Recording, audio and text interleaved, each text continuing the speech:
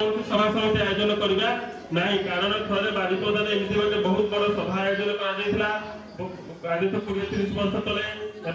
वैद्युतिक short circuit द्वारा निया लगी बहु संख्या 500-600 लोक से जली मृत्युवरण करते तेणु आम कौन करवा ना वैद्युतिक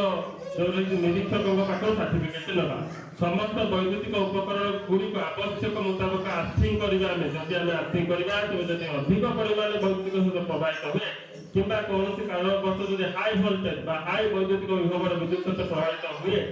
से समय कौन हम से वैद्युतिक सत्य गुड़िक अधिक भूपृष्ठ चलଯିव आम वैद्युतिक उपकरण कौन क्षति हम नहीं कि आम घर सर्ट सर्किट हम ना विद्युत लाइन तले किंबा निकटरे कौन निर्माण और साजसज्जा करवा नहीं घर उपर कौन हाई भोल्टेज वैद्युतिक सहित प्रभावित हो इलेक्ट्रिक खुंटी रही इलेक्ट्रिक तार रही ताद्वारा आम कौन करवानी ना ताद्वारा आम कौन प्रकार निर्माण और साजसज्जा कार्य करवा ना निकट